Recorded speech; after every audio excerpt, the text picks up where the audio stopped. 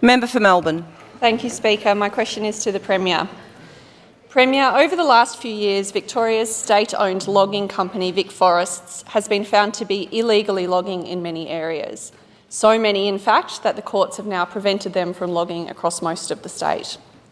In response, VicForests has begun logging in new areas like the Wombat State Forest, which the government promised to turn into a national park, and has even proposed logging in the Dandenong Ranges National Park and around our premier bushwalking trail in the high country. The question is, does the government believe it is appropriate to log in national parks or areas that are supposed to become national parks?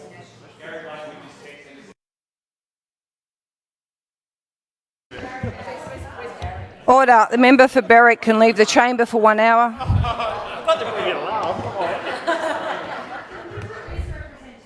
I call the Premier, Deputy Premier, to come to order. Thank you, Speaker, and I thank the member for Melbourne for her question. First of all, the member is right to say that VicForests have been prevented from logging in a number of settings because of legal action, and I'll make no comment about that legal action, given that some of it may well be the subject of further court time. There may be appeals, there may be other processes, and I wouldn't want to cut across those even in this place. It's not appropriate to do that.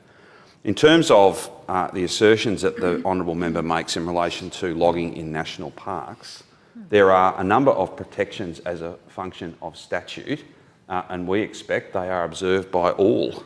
And as a government that has added, as a political party, I should say, as a political party that in government has added to our forest network, properly protecting both biodiversity and assets that are owned by every single Victorian today, tomorrow and into the future, I can proudly say that where there are structures, where there are rules, where there are protections, then it's the government's expectation that they are observed by all at all times. I don't want to quarrel with the member for Melbourne, but I think her characterisation of what has or has not occurred in the Wombat State Forest is not accurate, and I think there are many, including some traditional owners, that would take a very different view of what is occurring in that beautiful, pristine part of our state.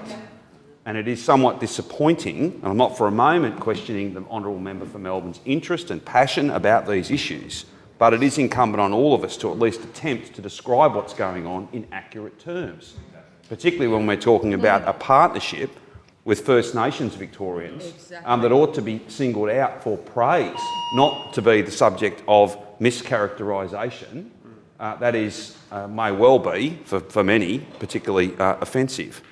The legal action that the member refers to ought not be the subject of debate, but it is material and it is obvious that native timber supplies are under significant pressure, logging activity is under significant pressure, this industry is under pressure.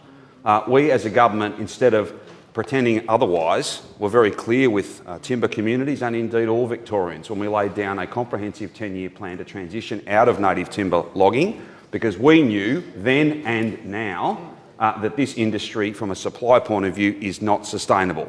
Now, I don't expect everyone in this chamber to agree with me in that, and I have nothing but respect for those timber communities, and that is why we are standing with them through what is an incredibly difficult transition.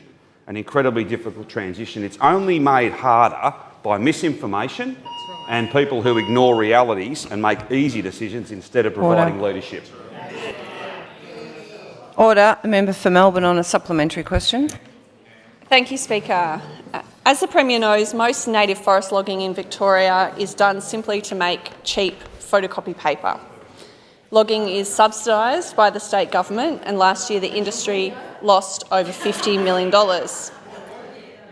The Premier mentioned in his answer that the industry is clearly unsustainable. Shouldn't we now admit that we shouldn't be making paper out of endangered species habitat? And isn't it time to bring forward the transition out of native forest logging?